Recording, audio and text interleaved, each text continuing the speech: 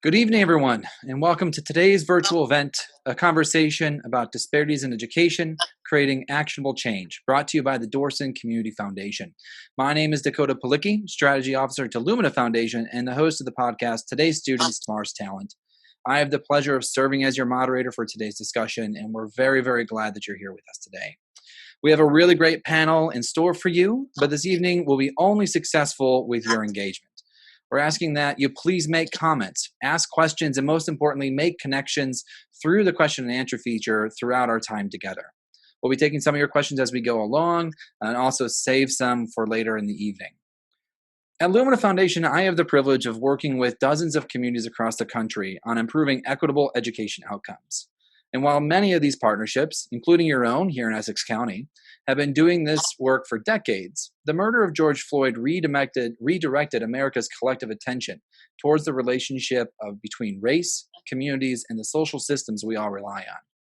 Today is Mr. Floyd's 47th birthday, and it is in his honor and in the honor of the countless other Black and brown lives forcibly taken by our inequitable system that we have today's conversation. As we will hear today, Essex County has several assets and a history of forward progress to build on. Keeping up that positive momentum towards a more equitable and just future for all requires effort from everybody. It requires us to learn from each other's experiences, understand the needs and assets we have in our hometowns, and ultimately roll up our sleeves and get involved. I'm delighted to share the stage today with your local changemakers, to hear about the issues they see and the solutions that they've developed. And I hope you walk away with a clear understanding on how you can get involved in creating a stronger education ecosystem in Essex County. Today, we're joined by Mohammed Abdelaziz. Mohammed has been an educator for 14 years, first working as a teacher administrator at Orange High School before recently joining Chatham High School as their director of athletics. Mohammed has been involved in county-level education change efforts and brings his firsthand experience to today's conversation. Gladys Adarkwa is a Dorson Scholar, Master Navigator of Scholarships and Education Organizations, and a proud 2020 college graduate from Georgetown University. A big hearty congratulations from all of us to you, Gladys. We're so delighted that you're here today to share your story. Roxana Craig serves as the Talent Acquisition Manager and HR Specialist at TENA. Focused on creating a diverse pipeline of talent for STEM fields, Roxana has developed partnerships and internship programs to serve Essex County youth. Jim Schechter serves as the Director of Pre-College Studies and Strategy Recruitment and Development for the School of Continuing Education at Cornell University. Gosh, you have to love the long titles in academia. I know I had one when I worked at ISU for a long time. Jim has been a real long-time ally to the Dorson Foundation, actively partners with community organizations, high schools, and others to increase college exposure and access for students throughout the county. And finally, we're joined by Natasha Scott, Executive Director of the Dorson Community Foundation. Natasha has very deep roots to this community and leads the Dorson Scholar Program, which helps more students get into and through post-secondary education. Panelists, welcome. Thank you all so much for being here. I know I'm very excited to get our conversation underway. And with that, Gladys, I'd actually like to just start with you today. First, again, a real hearty congratulations on your graduation. What'd you get your degree in? I got my degree in government, which is just another word for political science. Nice. Well, how applicable to today's conversation? I'm sure you're going to have a lot to say for us then. Listen, I know you and I have only just recently met, but from what I've gathered from our conversations, it's really clear to me that you had, grit and persistence and also a whole lot of resourcefulness to get to where you are today. So I was hoping you could just tell us a little bit about what it took to get into and then ultimately through college. Yes, thank you for the introduction, and I'm glad to be here today. So for me, honestly, I think growing up in East Orange, I was originally born in Ghana, and I moved to the United States when I was about 8 years old. And so growing up in East Orange, I kind of saw my environment. I lived across from like a welfare building, and then to my left was a police department, and then to the right was a liquor store. It was just kind of an environment that wasn't conducive, honestly, for one to succeed. It was very easy to perhaps fall into the traps or fall into the same kind of path that's been created for young Black people, also as a young Black woman. But for me, the decision was really internal. I decided that that wasn't going to be my story. And then I decided that I had to be my biggest advocate. I wasn't going to wait for anyone to kind of tell me, hey, Gladys, I see you have potential. I want to help you succeed. Let's come along. It was kind of me finding the right people, getting connected to the right programs, organizations, and then allowing them to also, lead me away. But getting into Georgetown in high school, one of the biggest things I'll have to say is I was really the kind of student that just did her absolute best, even if I always fell short. So I graduated salutatorian of my high school class. I always took AP classes. I always constantly challenged myself. I signed up for programs, which Dorson Community was one of them, which I'll get more into that later, how that helped me on my journey. But Dorson was one of those foundational organizations I aligned myself with in high school. And I just did what I thought I could do because I just knew that I was not equipped to get into this kind of schools I wanted to get to. And originally I knew I wanted to get into a school like Georgetown. I wanted to get to a school that would also have the resources moving from college to also help me as well advance my career and to get my foot in doors that people like me could not really get their foot into. And so it just took a lot of grit from within and just to challenge myself. And along the way, honestly, I met people who were also very invested in me. And I think that's because they saw how invested I was in myself. And so for someone like Natasha, once I got aligned with Dorson, I think she really took an interest in me because she saw someone who was so passionate, someone who was so much invested in herself, someone who knew what she wanted and just needed help getting there. And I think when you're that kind of person, no matter what's going on around you, someone will always reach out to you to, help you out.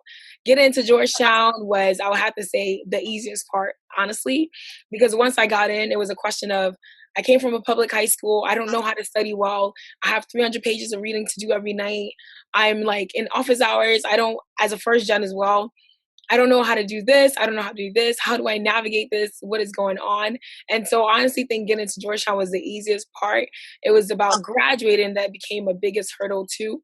But once again, the same drive I had within me and the same drive I had to just succeed and to just constantly go hard, even if I didn't end up getting a 4.0 GPA or even if I didn't end up, doing this and that, I just always felt satisfied knowing that I was doing my absolute best with what I could, because I think a part of the issue sometimes is some things are just beyond our control. And so how can we use what is in our control to get the best results possible? But yeah.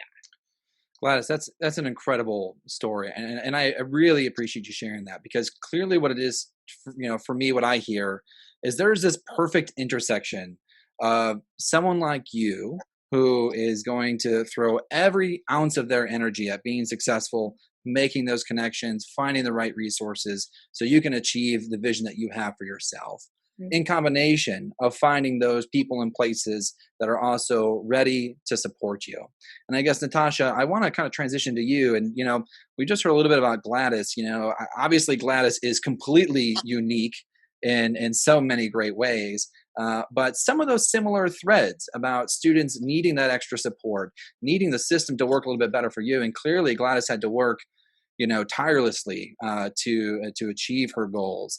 How common is that? What does that look like in terms of the students that you have a chance to work with? Yeah. So at Dorson, we serve students who are highly motivated. They have goals of going to college just like any other student, but oftentimes they require some type of guidance or intervention or some type of intermediary to help them get directed, help them navigate the systems. Um, Dorson, what we do is provide supplementary support. We're not there to replace the school district. We're there to work in tandem with the schools to support these students. And so, one of the saddest things that I see is untapped potential. We have inner cities that are filled with students that are highly motivated, that are just as driven as Gladys, but sometimes can get lost in the shuffle because they don't have either a mentor or a program that can really set them up for success. They don't receive the knowledge or the exposure to what are all the options that are available to them after high school. So, at Dorson, our goal is really to help fill the gap, to slide in, provide them with whatever skill building, whatever college readiness programming they need, resources, opportunities, whatever resources they need to succeed, that the schools or their whole life might need some extra support. Yeah, it's really useful context. I think you're touching on something about the kind of gaps that we see, right? Students, as particularly as they transfer, we talk about this from eighth grade math into high school math, for example, is a pretty major metric of student success. Third grade reading, as they transfer from high school into college, there's always those gaps in the kind of process. And Mohammed, it makes me think about your role as someone in the K-12 system. I know when I go out and I get to work with communities, there's this old political cartoon where the college is pointing down to the high school and say, you didn't prepare them well enough. And then the high school points down to the elementary school and says, you didn't prepare them well enough. And the elementary school points to the parent points back to the employer, and the employer points back to the college. And suddenly we're in the blame game mode. And so I guess I'm curious to hear from your perspective about, why do you think some of these gaps in either exposure, preparation, soft skills, hard skills exist within the current system, particularly located within your own context? So through my experience, which has been primarily in the high school phase of education, I find that um, lack of knowledge at times is as Gladys pointed out, the primary cause why students don't or underutilize services. I think I was 8 years ago, the Dorson Foundation came to Orange High School and offered an opportunity for our children to partner with them. And one of the largest challenges I believe the Dorson Foundation had, and I think Natasha can chime in, is that it's the partnership and the constant communication and the idea that there needs to be a liaison constantly there to ensure that the children who are coming through year in and year out are getting that message across, and that those opportunities are available. So in Orange, when we met, that was one of the tasks that I undertook, was to make sure that any information that I had that I could provide to our children to help guide them in the direction I would do. And Dorson was one of those foundations that I utilized to help our kids. And I think through that experience, Natasha and the Dorson Foundation as a whole knew that they had someone that they could rely on that would make sure that children were getting that message. So I think communication, so to speak, is critical in this, and making sure that children are also following through, and that parents are receiving the resources as well, so that they're aware. So the education, the transparency is paramount at high school, especially after many, many years. I think collectively, systems changing, and with today's day and age and technology and the ability to utilize or find the silver lining, so to speak, from what we're currently dealing with within the pandemic, is that all the information that we have is very easily transparent, as long as we're willing to communicate through platforms such as this. And moving forward, I think it's going to be extremely helpful for parents and communities within the inner city or underprivileged areas, to ensure that they have connection, to ensure that these communities have internet and these resources that are critical to our children's success, and finding what's in their control, right? As Gladys alluded to, like the control that children have, if they have the internet, provides it essentially at a very young age in their lap, that now can open doors that may once not have been open. And transparency and communication is much easier, I think, through these platforms for our children. And so I think technology is going to play an instrumental role in changing the future. And I think through all levels, to answer your question, although I don't have much experience at the elementary and middle school, but I think all the way through, this is a platform that can definitely change or shift the educational gaps. Yeah, I really appreciate that. I just want to stick with you for just a moment longer. I completely agree that there is an awareness dimension. A lot of folks will talk about, opportunity gap, or even, self-fulfilling prophecies, or imposter syndromes, these kind of, psyche issues about what success might look like depending on where you live and what the color of your skin is. There is another layer to this, though, which is, what we have seen and time again is that in some neighborhoods, even if you yourself as a student have the best drive, and you do have a positive vision of your future, and you do have those good role models, and you have access to high quality information, that the opportunities and the resources available to students in some zip codes are not available to some students in other zip codes. And so you have to work 40 times as hard just based on where you live. And I think, Mohammed, you bring a really interesting perspective because you're at Orange High School, you moved to Chatham, and so you can kind of see and had a foot in both worlds for a little bit. Just briefly, you've mentioned technology.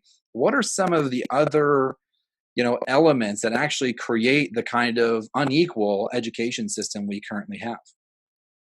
So I think I know it's a giant question, so here we go. It's a large question. It's a large undertaking. I think a lot of our history, in our state and in our country, has to do with the inequities, as many of us already know. I think in my brief experience here in Chatham, the majority of my experience as a teacher at Central High School in Newark, New Jersey, and then as an administrator in Orange for 7 years, really provided me with experience in that world. And I'm shifting currently, or I've shifted into a different environment at this time to learn and grow and understand where those differences lie. But most importantly, I think that you hit the nail on the head, that I think that there, in certain communities, parents are working tirelessly to provide opportunities for their children. Children in, underprivileged areas at times are handling tasks that adults in other communities are handling. I think our children are growing up much quicker in certain areas because of, as Gladys said, the environment. What they're seeing constantly in front of them is a different picture than what our children in Chatham are seeing constantly. So environment plays a huge role in that. And I think ensuring that we provide opportunities for students in underprivileged areas to get out and see the difference in the world and see where their the opportunities lie, where they'd like to kind of find the light at the end of the tunnel for themselves, is extremely important.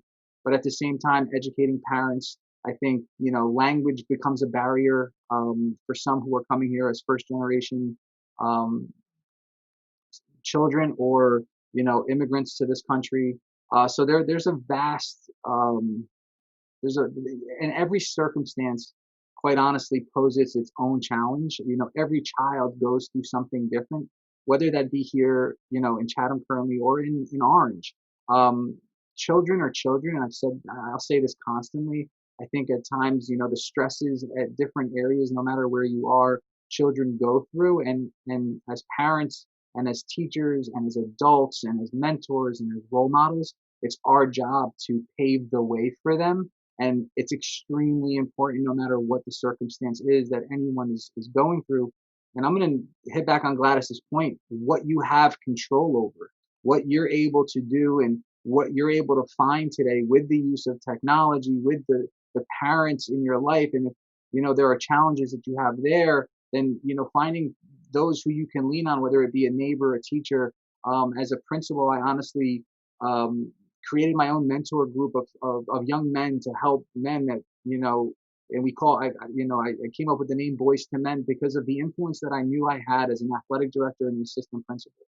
And I met with, and I still have a relationship with the children that I once coached, over 14 years ago. And they call me and they ask me questions and they ask for direction. And, communication is vital. Communication is critical. Mentors are critical in this, in trying to close the gap. And I think everywhere you look, whether it be here or there, that, those pieces are in place, and it's our job to help navigate our children through all their challenges. Yeah, absolutely. I mean, I think that's you're clearly touching on a lot of really important points here.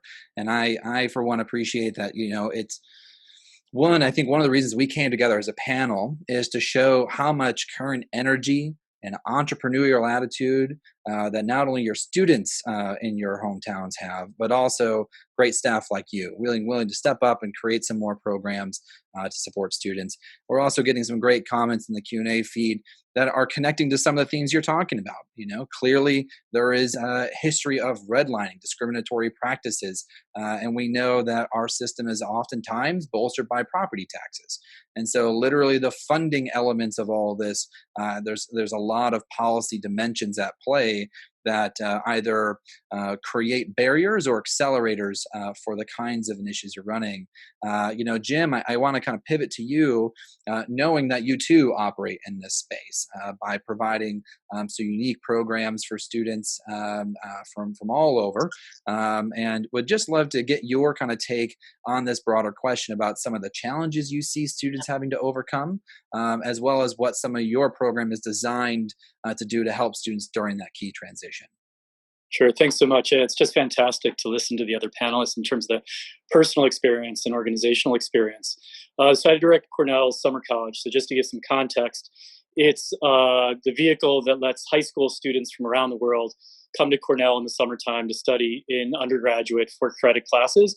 So they're actually jumpstarting their college career, and the representation is global. So there's students from 40 different states, 40 and about 45 different countries around the world.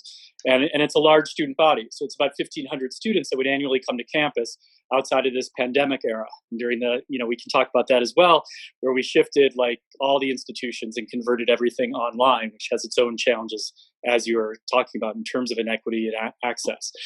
But one of the pitfalls of programs like ours that is not specific to Cornell, but to higher education in general, especially to private colleges and universities, is the cost. And so, I can tell you that a single credit hour at Cornell is $1,575 now. So to take a 3-credit class, you're already being taxed with over $4,000 prior to room and board and accessorizing a program, as you would do in the summer to have a wraparound residential structure of social activities for students. So you can see that it's an elite institution that prides itself on being egalitarian in terms of its reach across student bodies throughout history. But at the same time, there's a natural tension with the price point that programs like ours function under, because there's not a sliding scale or different fees. But what we have been able to do and make a lot of strides the last couple of years, and I've been involved with the program for about 7 years now, is to expand access by virtue of working with alumni and tapping their largesse to support students coming from prep college programs, from charter schools, from public schools in the boroughs. We are fortunate enough to partner with the Dorson Community Foundation and with Lumina to fund a number of students to come to our program. And it's critical not only for the students' welfare and mobility, but it's also critical for the vitality and dynamism of any educational institution to have as diverse and inclusive a body of students as possible, both inside the classroom and out. So the side we often err in talking about is stressing the importance to the individual students themselves, who are maybe the awardees of scholarships, but to not think about how all this at the institutions benefit, whether staff, faculty, or peers in the classroom.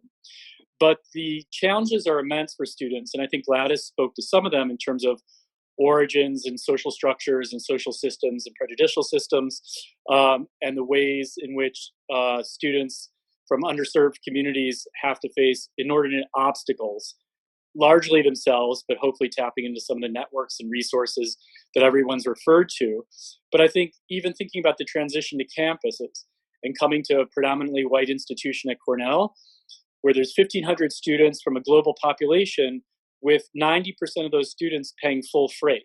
So an affluent student body. So for students, and one of the things I've learned over the years is all students are provincial. So whereas I tend to think about students from New York as being cosmopolitan or other metropolitan areas, in effect, all high school students live in the locale of their community and their streets and their neighborhood.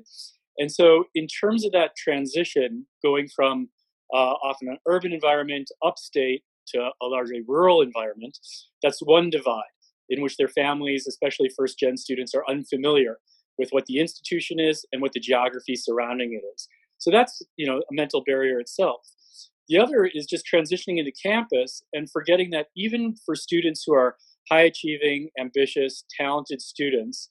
Irrespective of that, the social transition has its own dynamics at play. And what often submarines academically able and exceptionally talented students is the social environment. And in our program, I think it's peculiar in some ways to our program and other programs like it because of its accelerated nature. So we have 16 and 17-year-olds coming to campus for the first time for 3 weeks to enroll in a for credit, 3-credit class taught by Cornell faculty just as they would in the fall or spring term, and often studying alongside Cornell undergraduates. So there's that overwhelming sensibility of being a freshman that's, sort of symptomatic of a freshman experience anyway at a lot of universities. But then you have the accelerated nature of it, plus the fact that in the social transition, you're realizing that there's different kind of prejudices in the environment. Students may feel as if they face condescension or prejudice from their peers, or unfortunately in the classroom as well. And one of the things that we try to do is to legitimate for the student that they matter, their view matters, and their ability to disclose their concerns and insecurities matters. And ideally, in working with community partners like Dorson, what we've learned is the longer we work with a community partner, whether it's a New York public school, a charter school, a community organization like Dorson, if there's a degree of continuity whereby there's cyclical cohorts of students that can come to campus that are successful, that grow to understand and master the environment and the academic challenges, and can then return to their communities, coach and mentor younger students, that's an asset. Plus the fact that for us, having a better understanding of the way in which students' environments shape their experience socially and academically in their high schools, and also academically, what does it mean to be a top achieving student at their high school as opposed to another? And if we have a longitudinal sense of that student's history, we're much better equipped to support their needs when they get to campus.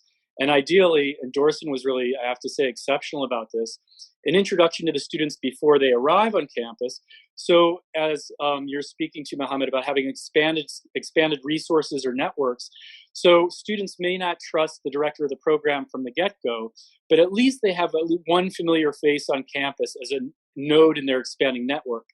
By the time they leave campus 3 weeks later, I'll often coach all of our students, irrespective of income strata, but in particular scholarship award winners, that they should now construe the network of faculty, peers, staff at Cornell as people on whom they can rely, ideally, and whom they should be pivoting back to get information, to get recommendations, and that it's not a one-shot deal where there's strictly discrete time of exposure.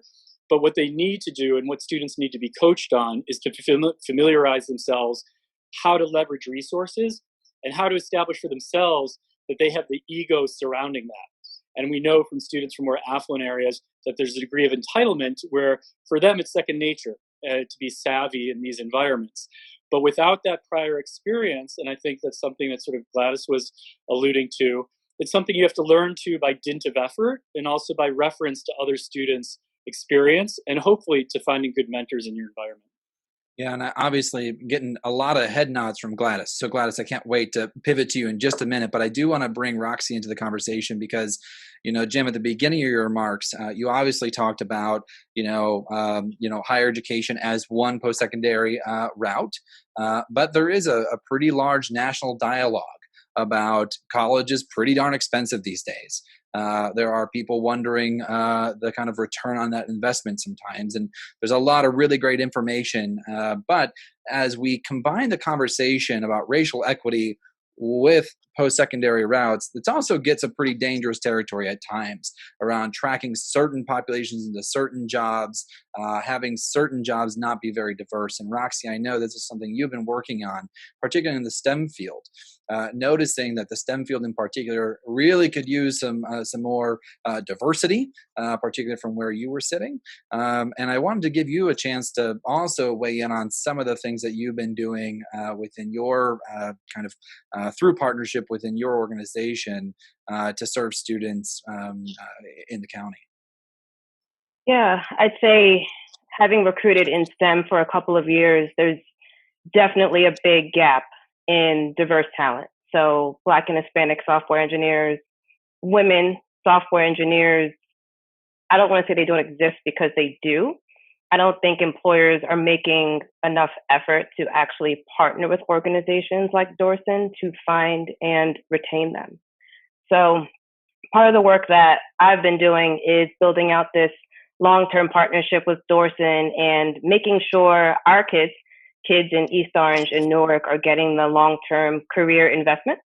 So we're teaching them skills in terms of how to code using Node.js, using AWS, and then giving them summer internships with the hope that with our coaching, support, mentorship, love, that when they graduate college, they'll get a full-time offer from us. That's really helpful. Can you talk a little bit more too about the kind of conditions that need to be in place within your organization? Because a lot of times, I think it's powerful that on this panel conversation we have someone from who is an employer. Usually we think of employers as just consumers of talent, but here you are stepping to the plate and saying, no, we have a role to play in developing and cultivating our homegrown talent. And that's a little unique. It shouldn't be as unique, but it is a little bit. And I would love to hear a little bit more about the kind of conditions you had in your own organization that allowed you to launch and kind of participate in the education ecosystem. It's a good question. I think there has to be a personal investment. And I'm a Black woman, first generation student. I had a lot of the same struggles that Gladys had growing up and getting through college. So this is my reality. I lived through it, and I'm personally and deeply invested in making sure we're recruiting and retaining diverse talent. So for me, it's very, very personal. If you aren't Black, Hispanic, and or a woman, I say and or intentionally, then I'd say you have to step back and reflect and ask yourself, do you care? Where is this coming from? Is this handed down as a deliverable? Do you actually care? So it starts with that personal investment and then making sure you understand that you have agency. So can you change the entire world? Probably not, but you can enact micro change that's significant to a student's life. So it starts with that personal investment and you understanding why you're doing it. For us at TENA, we're incredibly invested in making sure that not only are we helping kids in our communities, but making sure we're training them properly. So from a coding perspective, are we just going to teach them how to hack, or are we going to teach them how to do it the best way possible? So even if they don't come and work for us, they can go on and work for someone bigger if they choose to. So it's really about that investment. And then being able to also tap the right people in your organization is also another step. So beyond the actual obvious, I want to do this because this is the right thing, and being invested in diversity is easy, right? It's a moral, ethical decision. Do other people from other races and backgrounds have a right to work here? Yeah, it's easy. It's obvious. So talking to someone in leadership, whoever it is that can make that decision to get the ball rolling and start that direction towards the right step. Yeah, so clearly, having a champion matters. Having these partnerships mattered. Having an orientation, mission, and vision clearly matters quite a bit. So recapping so far, we're about halfway through our conversation. And what I would say is, we're really clearly hearing that whether it's through an employer partnership, a higher education partnership, a partnership offered by a community organization or community foundation, or in the schools, that what matters most is the ability for us as a system of stakeholders committed to education success, that we provide opportunities for students to connect. And clearly, some of the comments we're getting in resonate with that. Yomi talks about, some of the challenges that, that we know from research that a lot of low-income children and others might face as they enter in, as they handle multiple anxieties and traumas, etc. Tony talks about the challenges first-generation college students often take, about needing to know what is a professor's, office hour. Does that just mean that that's when they happen to be in the office, or do I fully understand that's when I should go and take advantage of it? What about approaching professors or taking advantage of tutors? So there's a lot there. And Gladys, I know that you were really responding well to a lot of what Jim was talking about what it feels like to be on a college campus, and to feel, perhaps I don't want to put words into your mouth at all. So tell me, like, Dakota, shut up if I'm wrong here. But we all can feel that moment of imposter syndrome at times. And so I was hoping you can kind of connect us back to the lived experience of what it's like to be on the campus, what it took for you to try to navigate, and how important some of those relationships you're able to form were to your eventual success. Yeah, definitely. Interesting conversation so far. I love hearing this topic from everyone's perspective. I think honestly, going into college, I remember actually going between, the whole, do I go to a predominantly Black school, or do I go to a PWI? It's a question that I considered. I don't know if everyone considers it, but it's something I personally considered. And I remember visiting Howard University and completely loving it. And I remember visiting schools like Emory, Georgetown, and also loving it. And I think ultimately, I knew that going to a PWI was going to be harder, but in my mind, I said, this is going to best stimulate the kind of world I'm going to live in. So why not try doing it right now? And so when I entered into Georgetown, I knew henceforth that I was at a predominantly white institution, and that some things were just not going to always come easy, or some things were going to be more notable. I remember taking a French class, and it wasn't until my final that I noticed that I was actually the only Black girl in the entire class the entire semester. And I think for me, I probably didn't take note of that, because when I first stepped into a class, and just when I first stepped onto campus in general, I didn't allow that to be my mindset. I didn't allow it to, allow the mindset of, I'm at a PWI and I have to think about this every single day. That wasn't my mindset. And I don't want that to also negate the fact that there were experiences and there were instances that I got to situations that also reminded me that I was at a PWI. And so honestly, going to Georgetown and navigating whether or not I belong there, those are all questions that definitely went into my mind. Even as a senior, 4 years in, at certain moments, I had those thoughts. And I think it was, at least for me, coming from a public high school in East Orange, New Jersey, a lot of students at Georgetown actually are from Jersey, Connecticut, Massachusetts. And a lot of times I get into situations where, like, where are you from? And I'm like, I'm from Jersey. And they're like, me too. And they're like, where are you from? And I'm like, East Orange. And they're like, oh, like, they don't know where it is, but their town, I knew it. Livingston, South Orange, all the more affluent towns they were mentioned, I knew it, but no one ever seemed to knew where East Orange was, which in my mind is a huge problem, because it means that it may seem on paper that we're from the same place, the same environment, but obviously we have completely different experiences and completely different playing fields that we're coming into Georgetown with. And so as a student, I had to learn how to study. How do you actually study? Sure, I was good enough through high school. What I did was well enough, but in college, it's a different ball game.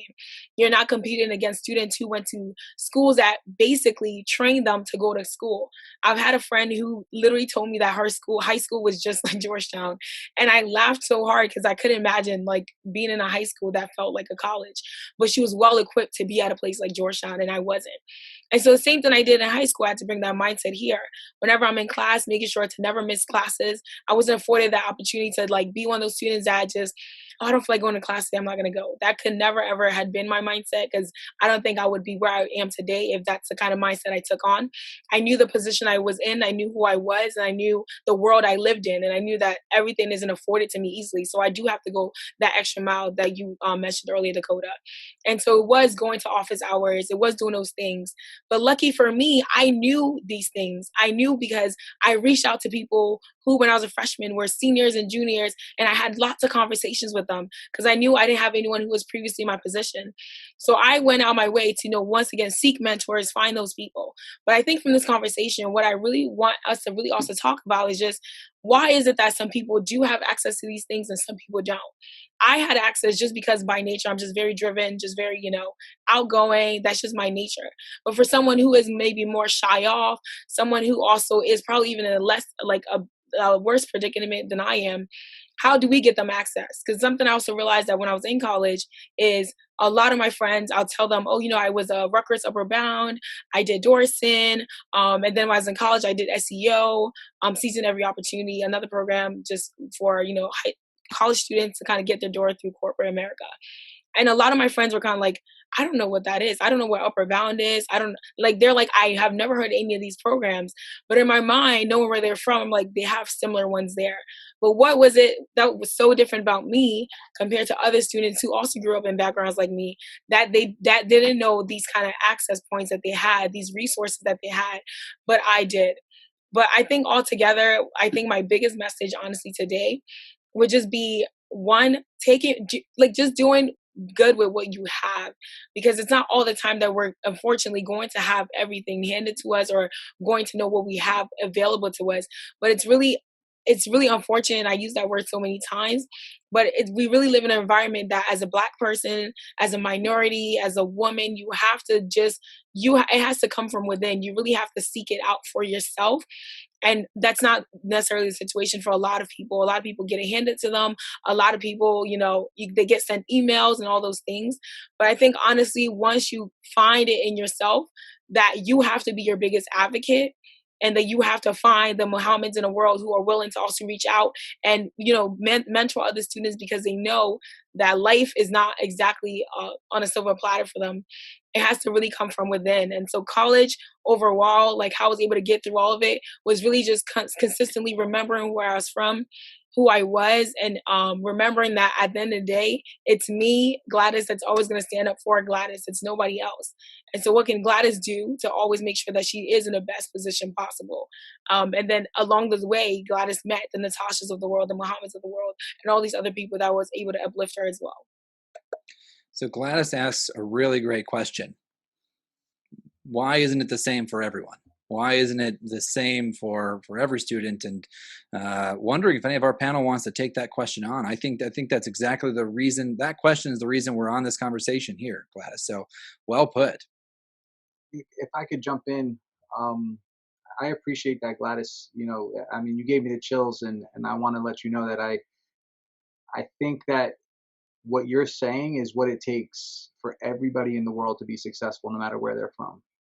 I think that in my experience and, my own life experience and being where I am today, it's because of, the heart and the effort and what I had to grow up seeing as the oldest of six, and being, 100% Egyptian on one side and mixed, and my mother being completely white, and seeing what both sides of the world really looked like, and having parents who pushed me, and once making sure that I'm an example for my younger brothers and sisters to this day. I'm a father of two. So what you talk about, Gladys, is really about the drive that people have to find within themselves, wherever they are, whether they be in Orange, whether they be in East Orange, whether they be in Chatham. And once we can tap into our children, we have to find their spark. And once we can find that spark for children, and the sooner we find that spark for children, I think the sooner, with today's technology, can we create a more equitable landscape. Now, everyone is going to have their prejudges, whether they be towards Mohammeds or Blacks or Hispanics. But the truth is that what you've done, and what I continue to do, and I almost put blinders on for that, because your opinion matters, what you say counts, your efforts are what are going to be judged. And if I have to push or go the extra mile to get my voice heard, then that's what we're going to do. And we can't prevent anyone else in the world to think that their voice doesn't matter, right? And it's our job to make sure that everyone that is out here working to try to be their best can be their best, and we have to be the example of that in our own lives for our children. Natasha, I saw you were about to jump in too there. Yeah. One thing I wanted to add, so a lot of what Gladys is talking about, there's this concept called the hidden curriculum that really speaks about these unspoken, unintended lessons and skills and beliefs that throughout their lives. And there's a program in LA called the Campbell Scholars Program, and John Rue is their executive director. And he said to me once that there are conversations happening around the dinner table in middle income white family homes that are not necessarily happening for our students. They're conversations that help really imbue in young people critical mindsets and qualities like self-confidence, self-awareness, self-advocacy, the ability to articulate and ask for help without it feeling like failure. These are qualities that are being nurtured for, honestly, middle income white students who then show up to college campuses better prepared, better equipped to navigate the environment. And you notice how none of what I'm speaking about has anything to do with grades or academic performance. I'm talking purely about intangibles, a strong sense of self, strong social emotional skills, self-awareness. And these are qualities that are really tied to college attainment and college success. But developing these qualities does involve some form of privilege. Students coming from low income homes, single parent homes sometimes, first generation to America, when your mom works multiple jobs, you have no choice but to help take care of, younger siblings or spend your weekends working. Doing self-reflection and self-awareness and stopping to ask myself, what do I want? What do I want out of life? What are my strengths? What are my weaknesses? That's not really a top priority for you, but it's actually those intangibles that are in fact proven to play a huge role in student outcomes and student achieving success in college and careers. So, a lot of what Gladys was talking about was a lot of that innate stuff. And at Dorson in particular, we really believe in not just supporting the student, but really supporting the whole person, because we're seeing that, as getting to know a student as a human and providing them a space to really self-reflect, giving them that privilege of self-reflection is critical. And more college programs, college prep programs like ours, you're seeing more of an emphasis on social emotional skills, self-actualization, because that has everything to do with educational success for these students, even more so than grades, ever would. Can't agree with you more. And that's why mentorship, especially at a younger age, is critical for our kids today. Mentorship, when I talked about Boys to Men, those conversations were driven by the children right in front of me, by my students, about what their day was like, what their futures look like. And more of that needs to happen. And I think, holistically, we're talking a lot about social and emotional learning. But I'm not sure, like you said, the hidden curriculum is happening constantly, or if we're just, looking at numbers, so to speak,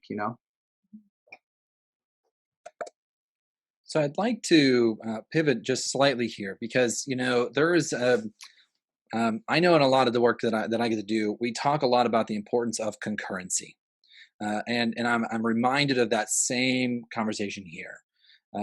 Gladys asks this really important question of why isn't it the same for everybody? We don't, part of that means that on one level, you need the kind of mentoring programming support, the kind of social emotional elements of this, the kind of ways to really connect people like we know that we're doing. At the same time, there is a broader system play here. And one of the things I like to talk about often with colleagues is, how much of what we do on a daily basis is make a student stronger so they can survive a system that we're unwilling to change.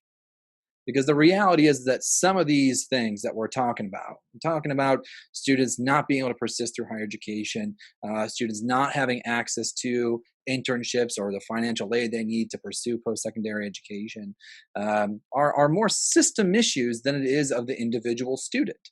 And so I want to kind of throw that out before we shift to the future of saying, you all represent a system here of employers, K-12, post-secondary, and community-provided support.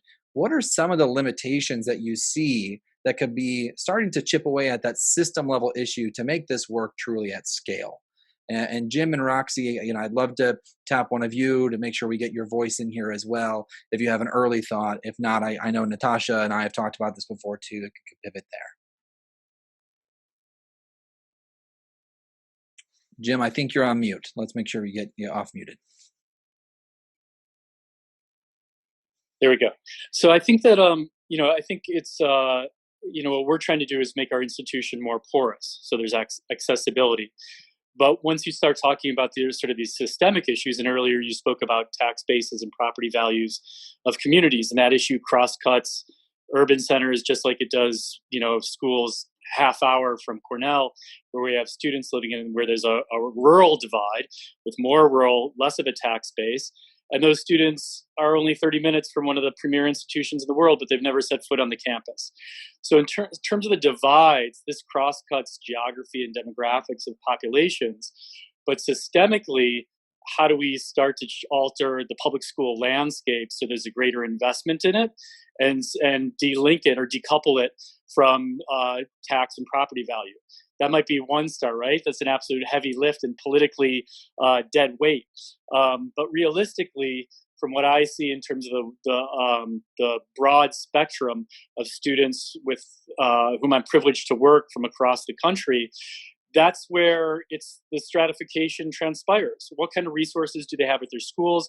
What kind of educators and administrators do they attract? And what kind of infrastructure supports their studies, especially as you were alluding to earlier about sort of in the pandemic era and equitable access to technology. So for my mind, if there's a political fight, that's one of them in terms of, sort of one of the unspoken about frontiers of civil rights. It seems like this is one that needs to be tackled at some point to really revolutionize change in the sphere of education. Roxy, would you add anything to that conversation? I would say you have the political question, which in some respects is a quagmire, right? We can spend years talking about that. There's the political aspect, but there's also the programs like Dorson, right? So we hear about programs like Dorson, but are they in all the cities they need to be in? Are they in all the communities they need to be in? I know we're talking about why aren't schools better, but we have to tackle the multi-pronged issue with different approaches, right? So how many programs like Dorson are there out there? How are they broadcasting their supplementary services? How much are they being funded? So those are three topics that come to mind. I'd say from an employer company perspective, something that I talked to my parent company about was there's not one person of color on the executive team. And it's not to say that there's a systemic racist issue, because everyone has good intentions, but the fact of the matter is there's not one person of color or a woman on the leadership team. What about the organization? What about performance reviews? What about promotions is blocking people of color or women from getting to those top rung of the organization? So from an employer level, it's taking more of a introspective perspective and thinking about, okay, what is it about our organization that we're either not attracting diverse talent, we're not keeping them, or we're not promoting them?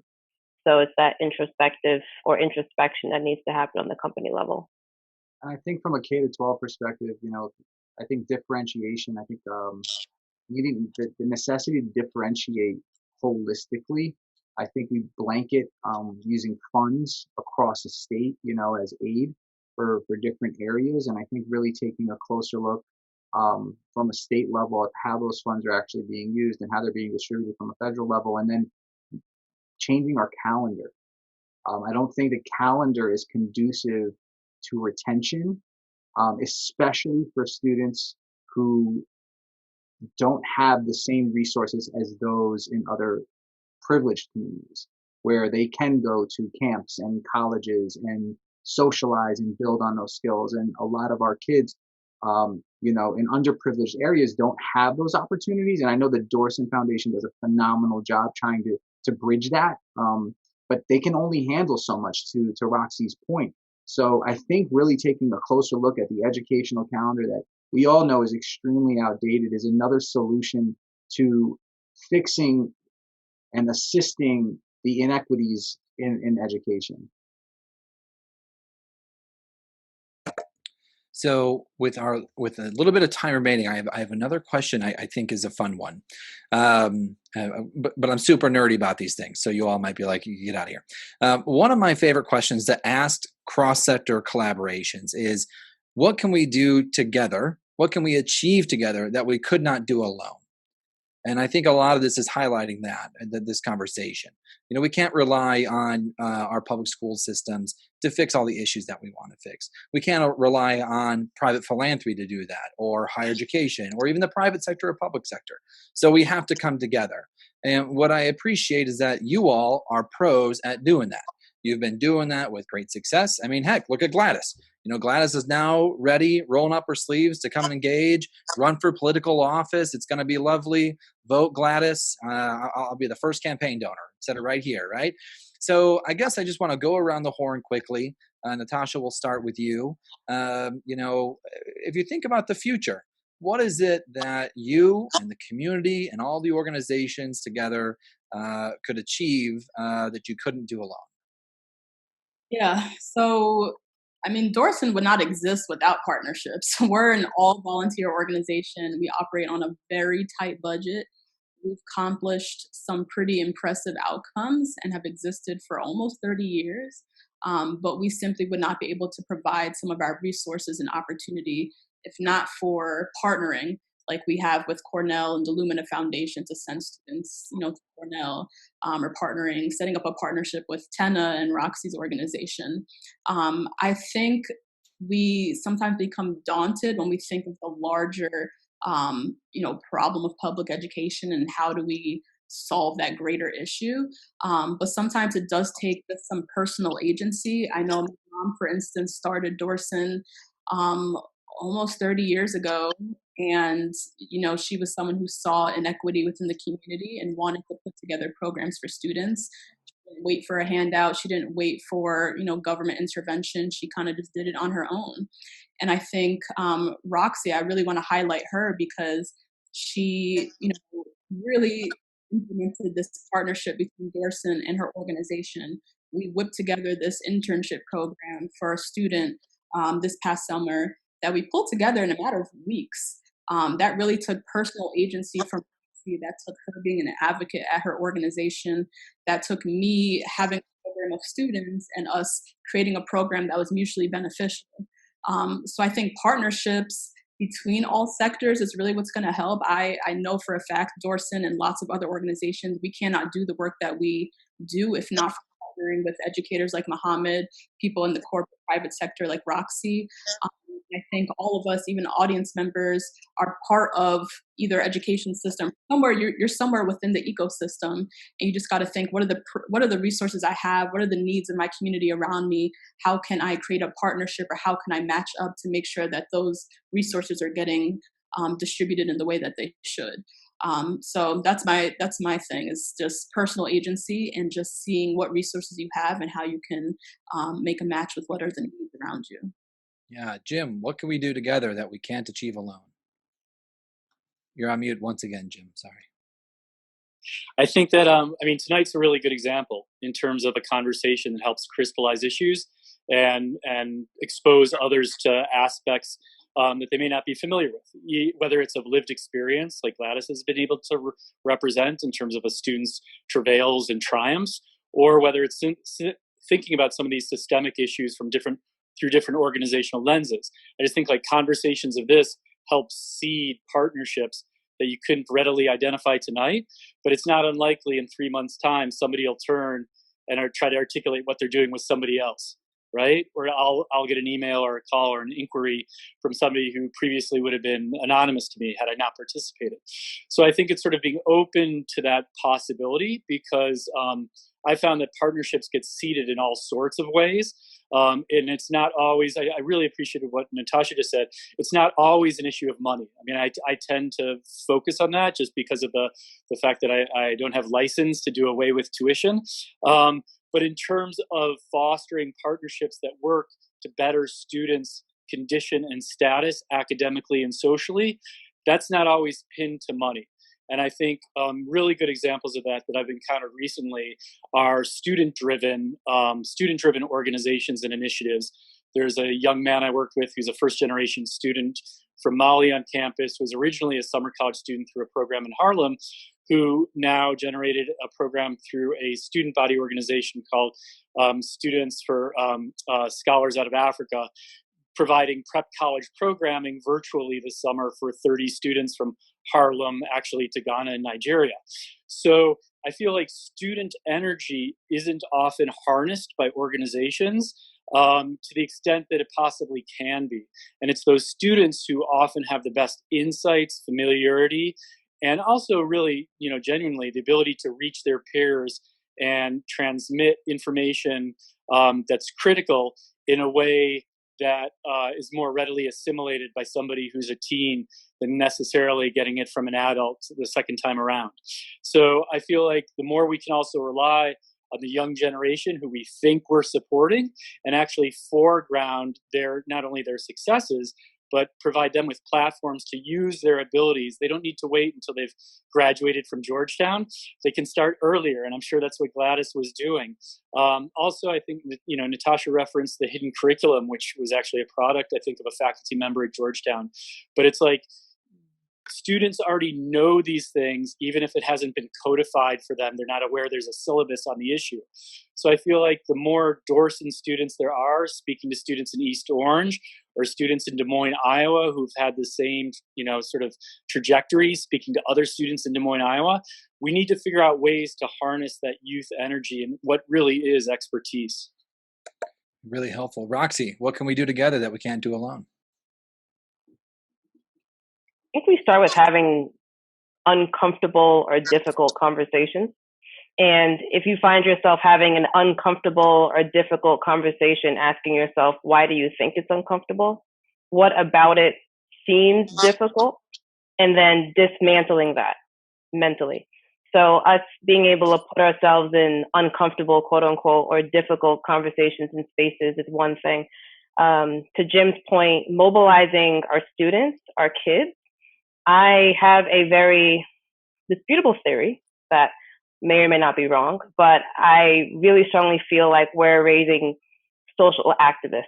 And we're doing that today with all of the kids that are growing up. They are not blind. They see what's happening on TV. So I think their future generations, and I know for a fact that they will want to do more. So big brothers, big sisters, Dorson, getting involved and asking yourself, if you don't have a desire to do something for your community or do it for kids, why don't you? So I think having that community, confronting yourself, why are you not doing something? If you have the money, why aren't you donating to Dorson? If you have the time, why aren't you in Big Brothers Big Sisters? If you have the resources to put together communities and partnerships at your employer, why aren't you doing it? Get up, do something. So I think it's just mobilizing on several different fronts. Excellent. Mohammed, what can we do together that we can't do alone? I think we can change our country together, as long as we're willing to have these conversations. I think we really need to take a strong focus and look at how we're preparing our children collectively as parents, as employers, what we're steering them towards, what opportunities are available before they're 17 and 18 years old for them, so that they can make an informed decision. I think that's critical, and I think it's happening slowly but surely. But I think very soon we may see a shift in our country because of higher education costs. And I think together collectively, we need to know that we're investing, and children need to know that we're investing in their futures through education, and the proper education that they specifically need, rather than a label. And I think right now there's a lot of labels, and we need to make sure that our children are not just labeled, but rather provided the proper education they need to channel their strengths, and to work on those weaknesses to help them to get to where they want to be moving. Excellent. Gladys, round us out. What can we do together that we can't do alone? So yeah, definitely, like everyone really mentioned, partnerships definitely. But I want to echo on Roxy's point that it seems as though we often think change is going to come about from, one big law or one big organization or just something very ambiguous or just big in itself. But I think honestly, and especially when it comes to things like race, it's always from an individual base. What can you do to make a difference in the space in which you're in? So we need more Roxys in the world. We need more Muhammad's, more Jims, more Natashas, people who are well equipped and people who have the experience and who have the foresight and vision to go and make these kind of changes. And I actually was a teacher's assistant for a Master in the Hidden Curriculum, which is a class at Georgetown. And honestly, through this, just being a part of that semester, my senior year, and coming out of it as someone who is now also in the working force, as an individual, I know for myself that the more I grow older, that's something I would love to replicate. And so oftentimes too, whatever you see that's working, replicate in a different environment. The Dorson Foundation, if you see that something that's replicated elsewhere where you don't think that, oh, these people don't have access to it, or they don't see it. We need to replicate and duplicate what is actually working and get it to places that it hasn't been reached yet. Because I think, once again, our biggest advocates are going to be people like us and people who are trying to also make sure that our voices are heard as well. And so, yes, I think definitely through partnerships and just conversations are also a great start. Well, that's wonderful. Thank you all for answering that question. I think it's one of the most catalytic questions a group of stakeholders can really ask and spend some time and thoughtful with each other. And I'm excited because our chat and our Q&A here is just full of people who are, I think, interested in answering that question. Catherine's asking, what steps can we, the audience, take to support these initiatives? Other people asking, does Dorson partner with other organizations in these spaces? Some people are just asking, hey, I have a lot of questions. I think there's some things I like here. I also have some burning questions. So, Natasha, I want to turn to you. You clearly have a captive audience of people who are sound ready to roll up their sleeves and become an active part of the ecosystem. How can they get involved? Sure. So first of all, I just want to thank everyone who's in the webinar for making the choice to spend their Wednesday evening with us.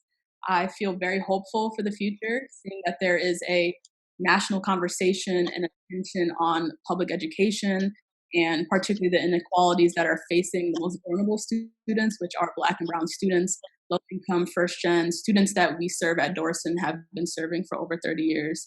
So yeah, a lot of people now are wondering, now what? I'm attending these webinars, I'm attending these podcasts, like I'm self-educating, I'm staying engaged. What do I actually do now? So 3 things: money, time, resources. Very simple. These are the 3 things that organizations like Dorson need to continue doing the work in the community. First and foremost, money. People get icky if you don't want to talk about it, but it's a necessary evil. At Dorson, we're very excited to launch our Dorson Enrichment Partners program. This is our new monthly giving program where monthly donations versus one-time donations really enables us to have a sustainable funding source throughout the year. As a monthly supporter, you're providing us long-lasting support. You're building a relationship with our organization. You're making a more impactful investment in our students. And everyone has a cause, whether it be supporting climate change or donating to, medical research. For those of you who have made education and racial justice your cause, I ask that you consider supporting Dorson Community Foundation as an enrichment partner. The second area is time. All nonprofits are always looking for pro bono volunteers. At Dorson, we are still operating as an all-volunteer organization, and I encourage you to donate your time and expertise to us or other organizations, no matter where you might be located. At Dorson, we need help with marketing and social media. We're looking for people to help us with building curriculum. Our students are currently in need of tutors, and of course, fundraising and development and that expertise. A massive way of getting involved is giving back in a meaningful, hands-on way, and that's through donating your time, your skills, expertise to help us grow and continue to support our students. So I definitely encourage you to that website, contact us. Let's see how we can work together. And then the last area I mentioned is resources.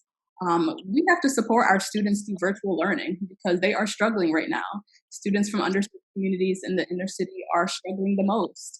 One of our students recently reported in our our pre-program survey. She said something about virtual learning is not working for me. It makes me feel like I'm not learning anything. We have bright, committed, motivated students who are falling behind right now. Students who cannot afford private tutors, who cannot afford academic coaches, students who have spotty Wi-Fi that disrupts their ability to learn in the virtual classroom. These are students who need sometimes very distinct, tangible things, devices, Wi-Fi extenders, hotspots, pro bono tutors. Partner with Dorson, find a nearby Dorson, find a nearby inner city school, find out what they need right now, because we definitely need it right now to support our students. Resources can really range from tangible, as I said, hotspots, devices, to just intangible things like simply offering up yourself, offering up your network, sharing your connections, knowledge, learning resources, all the way to the other end of like establishing a partnership like me and Roxy did for students for internships. All of us have something to offer in terms of resources. You really just have to take the time to familiarize yourself with what are the needs of your community and how you can get involved. So money, time, and resources, this is where we can really use your support. Again, I thank everyone for tuning in tonight. I really hope this conversation inspired you to get involved in the greater mission to support underserved students, whether it's in Essex County or no matter where you're located. And I definitely welcome you to join Dorson in this mission. And I look forward to everyone's support and involvement. Yeah, thanks, Natasha. I think what's also really important here is, as I was sorting through some of the question to answer and friends on the line, we still have more time. So if you have a burning question, please do take this moment to submit it, and we'll be happy to take it in our final few minutes here. But one thing became clear as we're reading through, and this is one of the things I absolutely love about community work. Someone is there saying, you know what, we didn't talk about this really important issue. We didn't have a chance to talk about the thing that I know about, that I care about. And what I want to just say is, for me, the reason I professionally align with Dorson, with the work you all doing in the county here, is because I truly believe in the power of when many people come together and talk openly about the kind of issues they're seeing and decide how to allocate towards common goals. And it all comes down to common goal where we're no longer fighting each other. It's no longer a resource competition. Rather, instead, we're saying, what is the kind of common societal challenge that we're trying to overcome, and how do we tackle that issue? What I appreciate about Dorson is that you all are there, starting, continuing to lead that kind of conversation. We know that magically doesn't happen, and it needs to have someone there to help the conversation move along. And so again, if I could just once again implore folks, your contribution of time and mental energy and perspective is incredibly valuable to these kinds of cross-sector efforts. Obviously we have some really great seasoned leaders here on this panel who can guide the way, who have been part of this, and that are change makers in their own organization.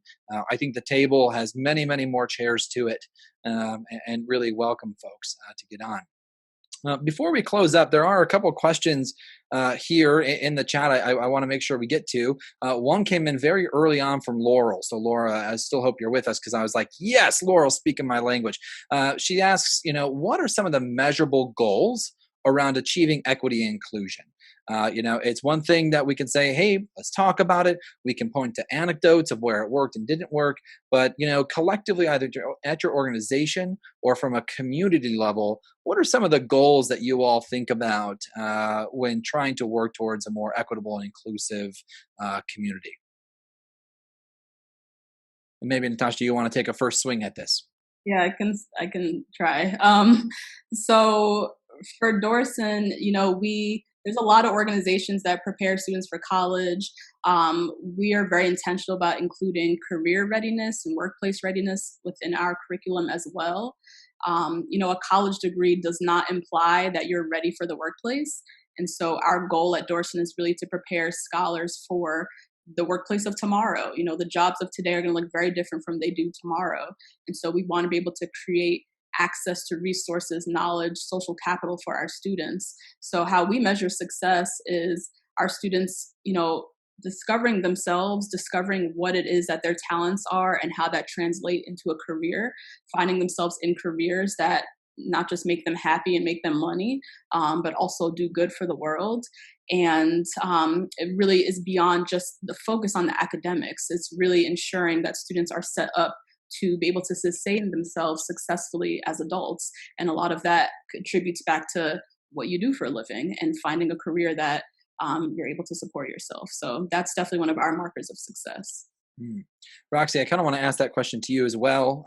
You talked about representation at senior leadership, representation on your board. Are there, hard measures that you in your role as a HR specialist and a talent acquisition expert look at in terms of equity and inclusion? Yeah, I would say some of the metrics that we look at is the top of the funnel. So how many diverse applicants do we have? If you work at ABC company, it probably isn't that many because they aren't trying to actively recruit folks from diverse populations. So the first step from a recruitment perspective is, what does your funnel look like? How many diverse applicants do you have? How many diverse applicants are actually hired?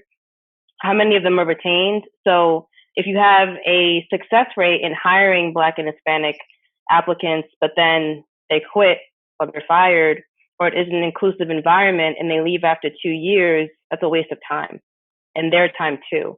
So it's how successful are they in the organization? What does mobility look like? What does representation look like at that top senior level? Those are some of the hard metrics that you can calibrate to whatever you'd want for your company. I'd also say, piggybacking off of what Natasha said, and Gladys and myself, Natasha, can speak from personal experience, and I'm sure this will resonate with the audience too. It's about that agency and being able to choose what you want to do. So as a first-gen college student, I did not study history because I had to make money. So I knew I wouldn't go into journalism, not to say it's not an honorable profession, but I would not go into anthropology because I wanted to make money. So our kids being able to have those choices, them becoming homeowners, them going on a post-secondary education if that's what they want to do, I'd say those are some other metrics too. If they want to pursue a doctorate, well, is it a money decision? So our kids being able to make those choices because of non-external forces is another metric that we can use beyond just our candidates becoming VPs and execs.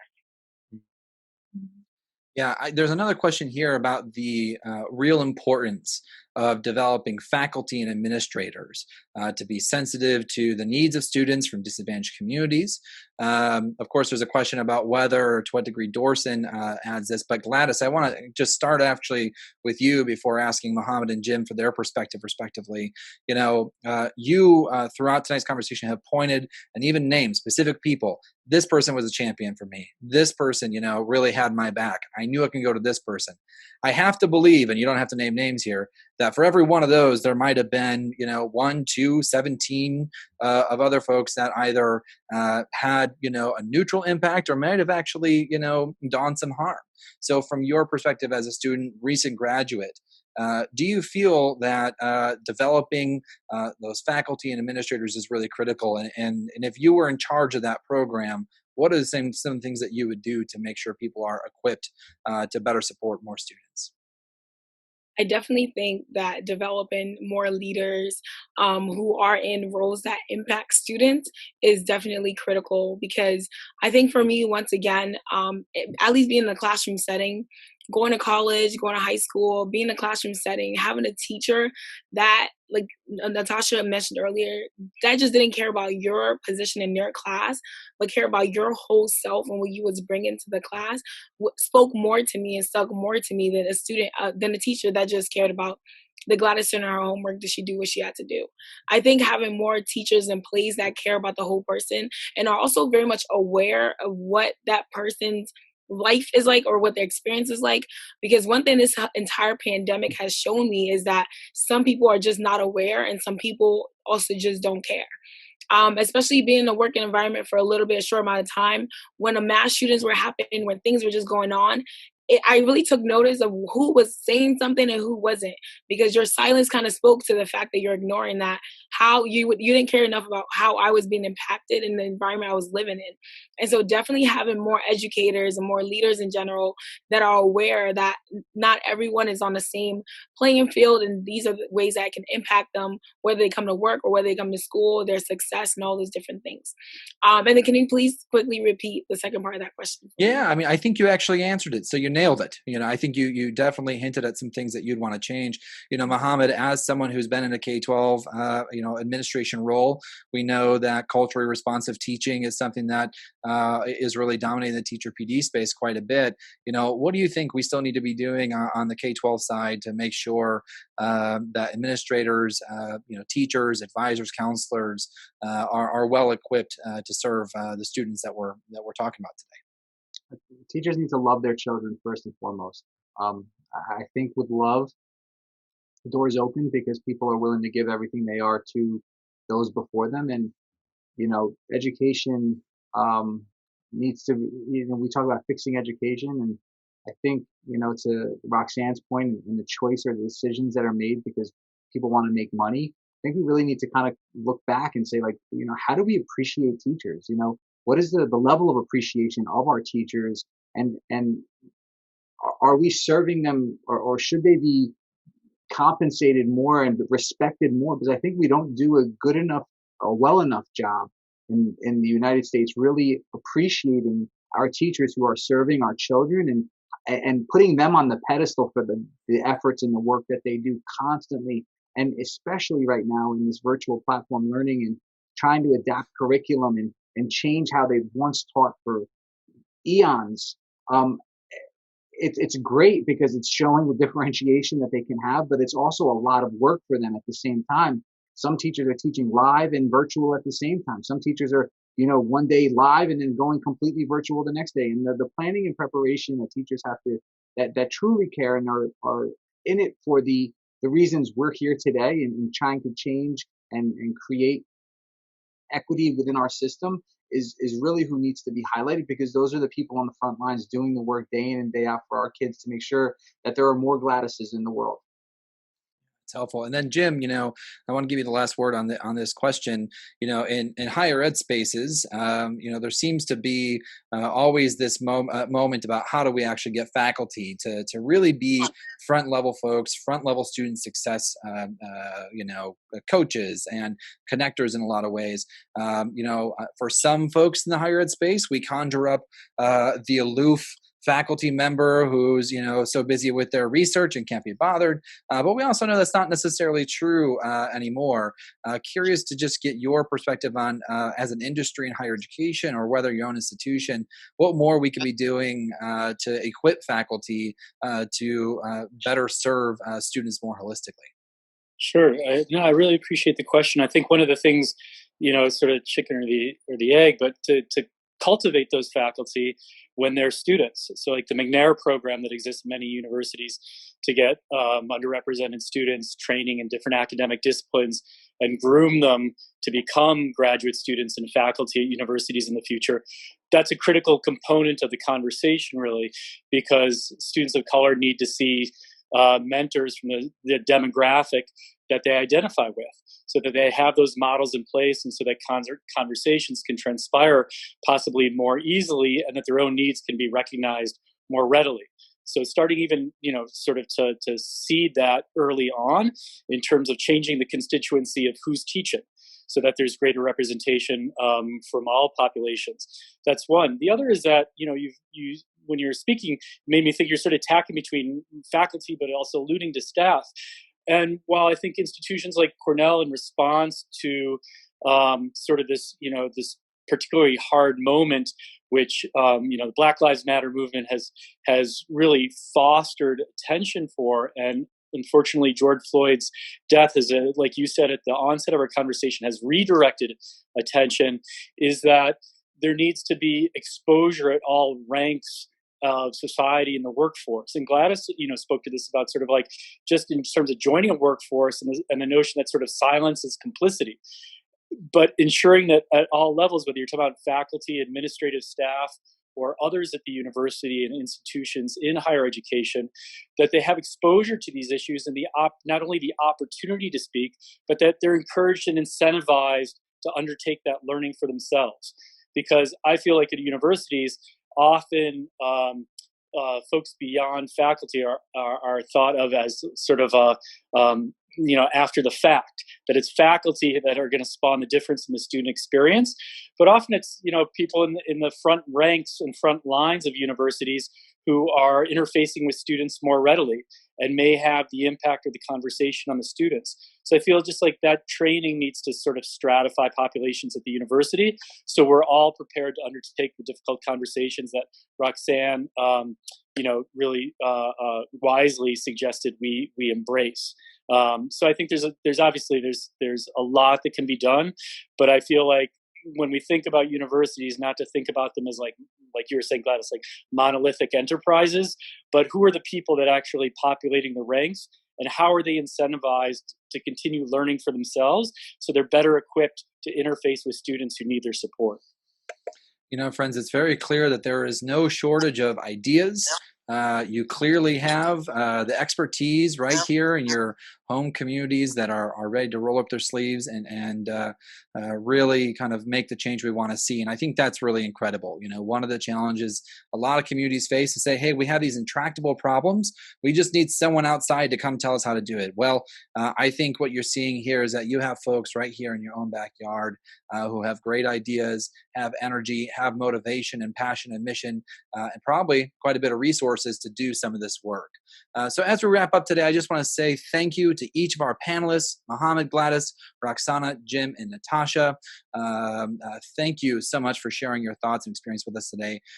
A big thanks to Eloise and Nate for their masterful behind-the-scenes work coordination. I know none of you saw them, but they're here, they're omnipresent, and they made all of this work really well. And of course, thank you to the Dorson Community Foundation for hosting today's event.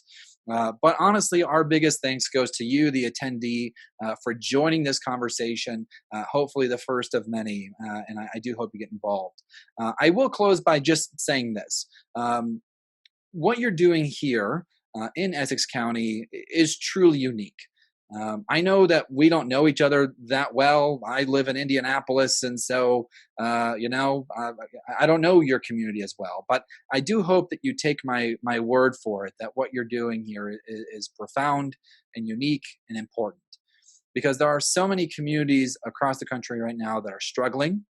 They are rather busy talking past each other and busy playing a pretty active blame game that really doesn't help advance equity or advance educational success. You all are in a class of your own, stepping up, working together, and taking action to serve youth in your own community. I do hope that you've gotten a better sense of some of the ideas, some of the challenges that we have ahead of us. And more importantly, I hope that you get involved after tonight's conversation to help make tomorrow a better place. So thank you again for joining us.